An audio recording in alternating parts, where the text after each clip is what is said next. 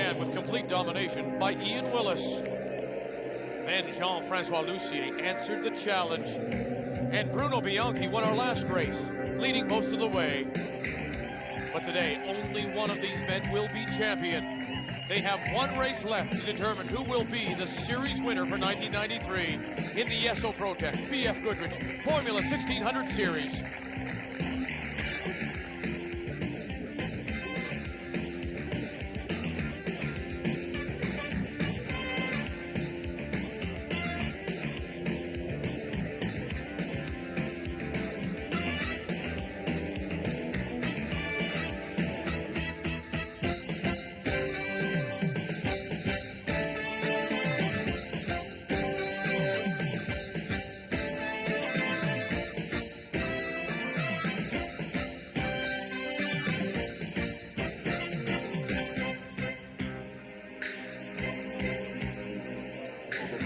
Hello again, everyone, and welcome to the Esso Protect BF Goodrich Formula 1600 Series, only here on TSN. Vic Router along with Gary Magwood on a very wet fall weekend, and this man, the 19-year-old, the natural, J.F. Lucier, who learned to race on this track, has a commanding lead in the championship race, but Bruno Bianchi, with a win last race, may challenge him now for the overall championship.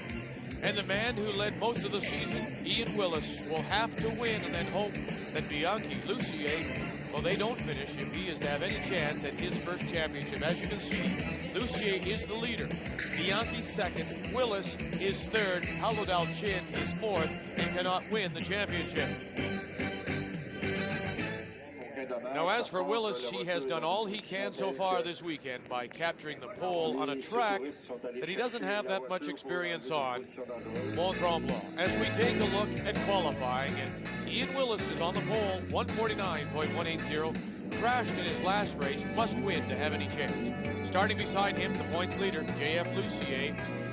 If Ian wins, Lucier can finish in the top 13. Bruno Bianchi, second overall points. He'll go for 2 straight wins today. A man who really knows this track, fourth, Marc Momani in the Canadian-built Cateray chassis. Another of the young stars in the series, the number 34, that's Jean-Francois Bayeux. In his rookie season, the Formula 1200 champion, Paolo Del Chin, who's been impressive the entire year. As the field is now put in motion here at Le Circuit, row 4 and 5 has Christian Verteber, who was 5th in the last race. Row 6, Bob Bois, Didier Straden, who are very good drivers in wet. Row 8 and 9, both veterans, new drivers, Glenn Hoare, Lee Rassico. And row 11, the return of Graham Pepler in the Euro Swift. Some of the B-class cars fill out 12 and 13. And Mario Blanchette, in his very first Formula 1600 race, will start on row 14. The Esso Protect BF Goodrich Formula 1600 Series on TSN is brought to you by Imperial Oil and your Esso retailers. You're on your way with Esso. And by BF Goodrich Tires, because no other tires will do.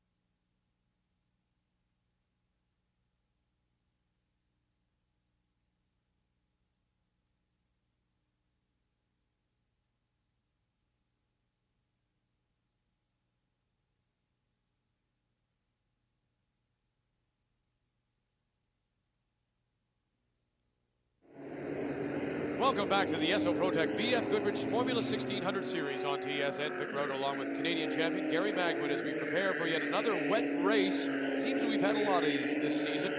Mont Tremblant, always tough, so why don't you take us on a tour? Ian Willis in his Aero, Vic, and you can see we're on a dry track. We're doing Tremblant up into corner 1. Sweep coming up over the top of the hill. Ian wanted to keep it in really tight because look how far he goes to the outside, back to the inside. Tough part down here is braking as you're turning.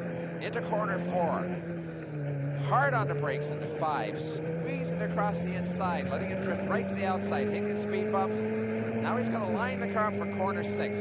Very fast, sweeping left-hander. Here's the tricky one, though.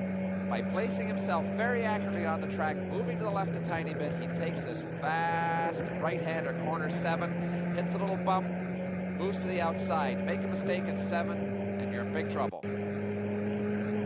Heavy acceleration up into corner 8 now, hard on the brakes. This is the loop that takes you out into the back straight. Here, Vic, it is absolutely critical that all the drivers get the power down, get the steering unwound as quickly as they can, because the speed down the straight makes a difference. And it's the fastest car in a straight line that usually wins the races. As he crests, starts lining up for corner 10, he moves to the left-hand side of the track, hard on the brakes, quick downshift through corner 10. He's got to get the car right back over to the right-hand side of the track again. Bang on the brakes, downshift another time, down to the gulch, up onto the bridge, squeeze hard on the brakes. This is a tight corner, but he wants to come out just about where he was, almost on the speed bumps there, so that he gets lined up for Namrose. The acceleration from 13 into Namrose, absolutely critical, so that you don't get out-braked, because here's where the drivers want to dive down the inside in the tight 90-degree right-hander that makes up Namrose. Onto the straight now, this little kink just before the start-finish line, very tricky and always a challenge, and that's Tremblant. It is the world-famous Le Circuit Mont Tremblant as the cars come into the position now for the standing start. This is the second time they've done this because they had a red flag situation the first time. So here they are dashing down into corner 3, Vic in the rain. They've taken the green flag. The leaders are through quite clean. Lots of maneuvering. You can see it there, the spray coming off the wheels. And sooner or later, as you come down in here, somebody messes up, and it was number 33, Lee Rasico, making contact with Serge Allaire. Not going to make it onto the grid when they restart. Now, of course, the leaders didn't realize this was happening behind them, and so they continued to race, and what a great battle it is. There you see Bianchi, that's the aqua color car on the right, and look at Willis on the left. Willis staying up the inside, Vic, and watch who gets out onto the straight with the most acceleration. Bianchi doing a better job as Veilleux gets it onto the grass, gets a little sideways, as these guys now jockey for position coming down the straight. Visibility from first on back, really, really tough. These guys are peering through the mist and gloom as they bob and weave and get on the brakes, going down into corner 10. Look at them, just plain disappear into the mist. And again, we point out that they don't realize that the red flag has been thrown behind them because of that accident. And so it's Veilleux now, and look at Veilleux diving to the inside to get by Bianchi to take over the job. My goodness, look at this. And now they're going to sort themselves out going into Namrose, and there the hands go up. They've seen the flag, and back to the restart. Unbelievable, what great racing. And it was all for naught as we get ready now for the restart here at Le Circuit. The red light is on. The marshal of the back says the field is in line. And we're off. And now we again, second time, and look who gets the good start this time. It is Ian Willis. And Lucier getting a much better start than he did, but Veilleux still going up the inside. Really tough, Vic, to do a restart like this after those first couple of laps. You've got the pattern, you've got the feel of the track, and now you've got to redo it all over again. The drivers really have to concentrate hard to get it all gathered back up. Bianchi getting through nice and clean. Willis leading. Boy, is he stretched out quickly. Lucier, Veilleux, and now the Canadian. Number 60, the Montmagny, is making a move up the inside as well. But you can see the spray, how difficult that must be. And you've just got to take a chance as you dive into the spray, Vic, get on the brakes, and hope like hell you don't gather somebody up. Lucier. That's remarkable that they can even have that kind of daring. And look at who's making a move. As you see Willis in the yellow car, then Bianchi, and it's Verderberg, and then Montmagny in that white car has made a great jump so far. Canadian-built car now running in fourth. They really jockey down here. Everyone just diving into that spray, spreading out single-handed. Bianchi going through in the number 4. That's the number 34, Gary. That is J.F. Veilleux. But look at the white car, the number 60. That's Marc Montmagny, who tries the inside on Christian Verteber. And his experience at Tremblant showing here, he does a tremendous amount of racing, and he's challenging some of the front runners in this F1600 race. So Willis goes by, so does Bianchi. There goes Momini to the inside again as Verteber is held to the outside. But look at the line. The line is wrong. Verteber now has a slight disadvantage going through this kink as Momini gets a little sideways, but he's got him. Isn't that great? Marc Momini will move into third place, leaving Christian Verteber in the number 96, and we ride along with Jean-Francois Lussier. And you can see the spray coming up from the tires, the visibility being incredibly poor. Watch his hands on the wheel as he's making huge corrections, Vic, as he steers the car into the corner, having to give it a little bit of opposite lock there to keep the car squared away. The water flashing up on the visor of the camera, car bouncing around, water spraying up. You've got your hands full in a single-seater in the weather like that. The number 27, Paolo Dal Chin, and 96, that's Verteber. They're battling for fourth place overall. Let's remember about Lussier. He really doesn't have to win the race to win the championship, so he may be just holding back a little bit. And he'd be wise to do it in these conditions because the pressure is on Willis to win this race, and Willis doing that quite handily. As Momini does a tremendous job of keeping his car up in the front ranks. Paolo Dal Chin followed quickly. There you say Lussier. And Lussier just gets a little bit loose. The back end, the power going down, and there's just absolutely no grip. Lussier at 32, Vailleur at 34, and the two of them. An interesting scrap, but my guess is that Lussier is holding back a tiny bit. Vailleur is going to have to take those chances, but Lussier can sit back and watch the whole thing sort out, Vic. But Paolo Dal Chin is currently running in fourth place. He in that number 27. And Paolo Dal Chin is the subject of this week's ProTech Profile. ProTech engine oil from Esso.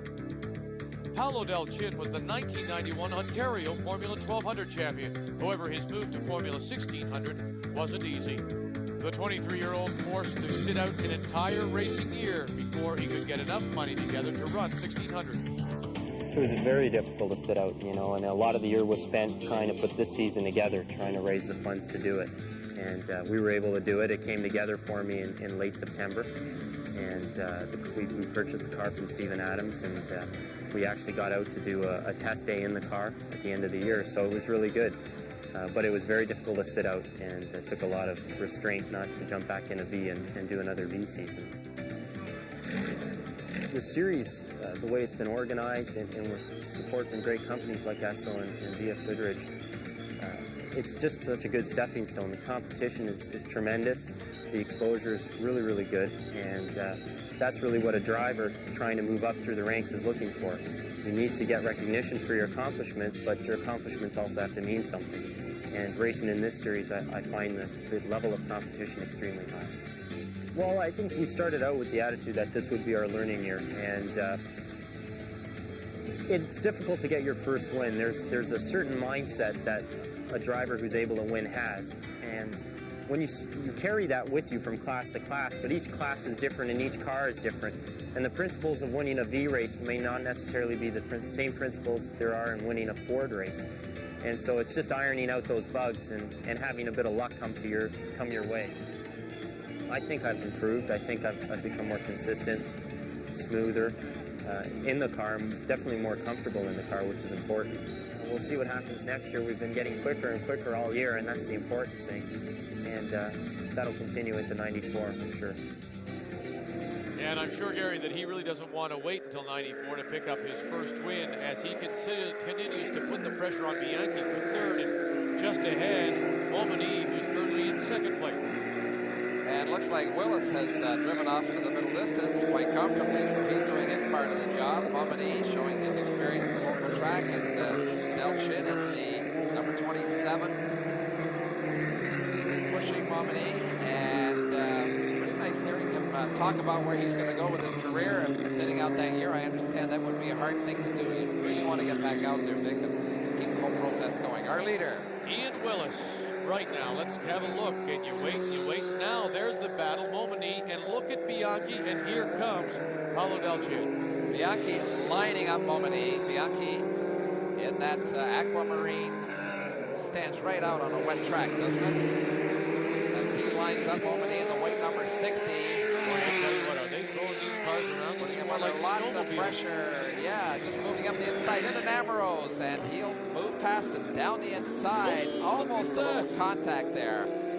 As Momini has to give way, and he'll try and stay on the outside going through the kink. But my guess is that Bianchi has now got him going down the straight and up into corner 1.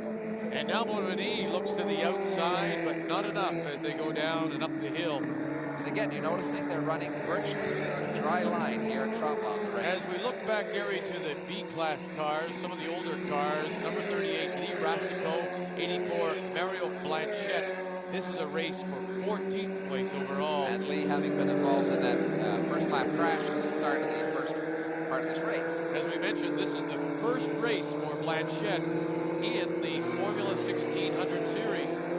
Blanchette doing a great job because he's driving a B-class car. It's a much older Formula B than the number 38 Lee Rassico. Look at him push and move up the inside. Before coming here this weekend, I'd never seen the track before, so yesterday was a big learning curve, and now today with the rains, another big learning curve. So it's been pretty interesting. I'm having a great time. I mean, this is great. It's awesome. Boy, oh boy, you talk about curves. He's getting them all thrown at him here at Mont Tremblant. As Ian Willis needs to win, he also needs some help to win the championship, and he is your leader. We're at Mont Tremblant, Le Circuit on TSN.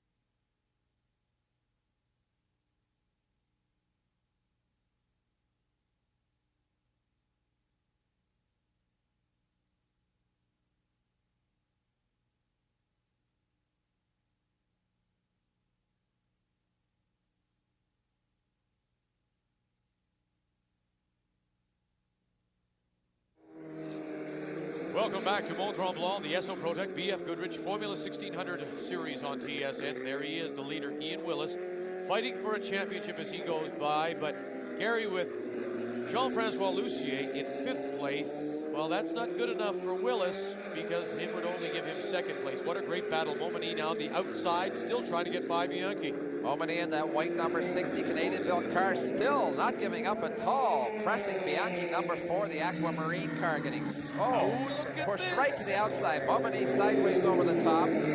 Spectacular pass by Momini. He gets into the dirt, overcooks it, couldn't get on the brakes fast enough, and spins.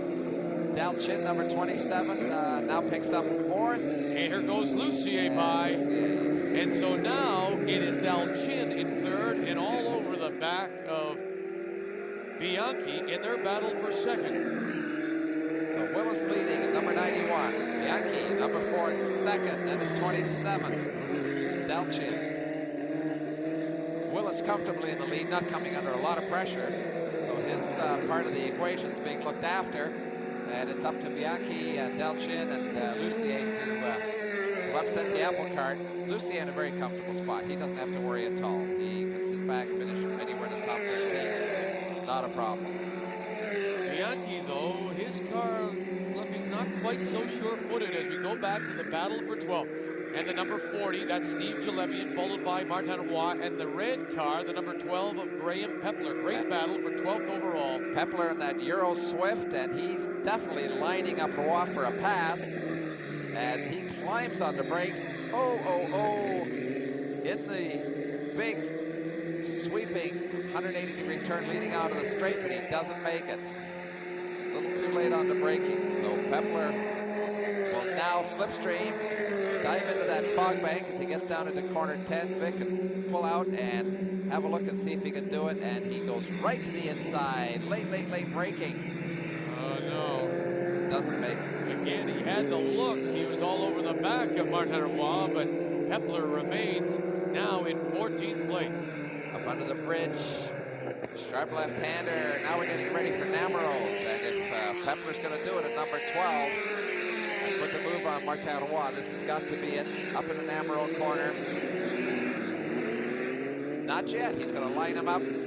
Coming out of Nameros now. If he gets a really good run out of Namero, we'll watch him do a little kick onto the straight here now. And maybe a move up into corner 1. Tricky place to pass in the rain, though. Martin Roy.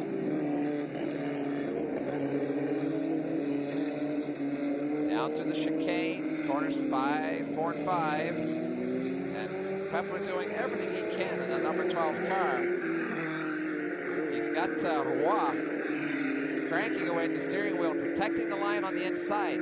Roy's car moving around on the track as he picks a spot that doesn't have quite as much traction. Now under braking. And he's going to squeeze through this time. Look at this, he squeezes Roy to the outside. Squeezes Roy right to the outside. And so great move now by Martin Roy. And Graham Pepler, as Pepler finally gets by to pick up 11th place. But look at Roy staying right there. Roy in number 7 is not going to give up. They're moving all over the place as Pepler protects his position on the track. Roy looking for a way to get by him. So Roy looking to return the favor. As we go back to our leader, Ian Willis. And now we go on board. You know, many drivers use these tapes to help themselves when it comes to racing. Oh, no question at all, Vic. As we watch Ian Willis take the arrow down through corner 3 into corner 4 into the hairpin. A great way to take a tape out, have a look at it, do a replay. No different than an instant replay on hockey. And our in-car cameras are the subject of this week's BF Goodrich Track Fact.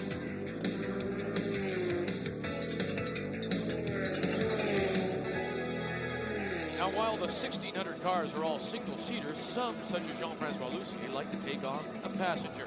And the passenger, in this case, the in-car camera. All the in-car camera shots are recorded on Sony 8mm tape by a Sony Handycam.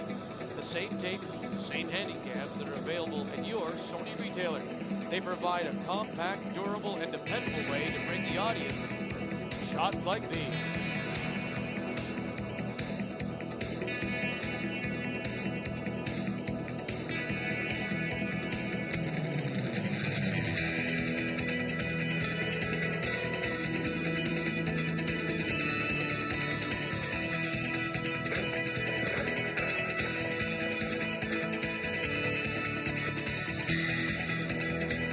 That last crash we saw on board with Ian Willis all but ends his chances, still mathematically alive here at Mont Tremblant as we look back to the battle for 2nd and 3rd. Bruno Bianchi and Paolo Delchin is still there. Bianchi and Delchin, 4:27, having go to look at this. Lucier in 4th place quite safely and actually risking a pass around the outside of number 60, Momini.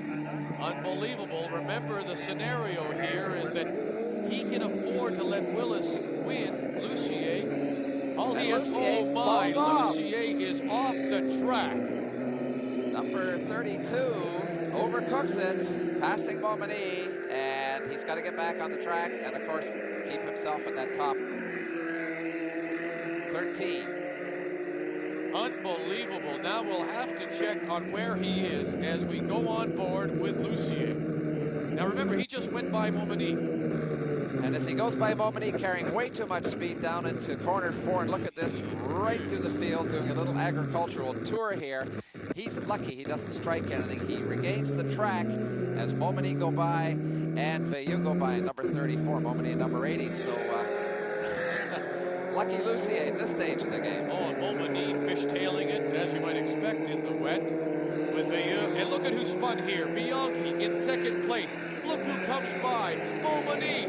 Look who comes by. Veilleux. Look who comes by. It's Lucier. So suddenly Bianchi with the spin goes from second to 5th. Chin. Oh my goodness, Veilleux getting very sideways on number 34 as he exits Namaro. And Momini in that number. Whoa, somebody else around. One of the number 9, Steve Morris.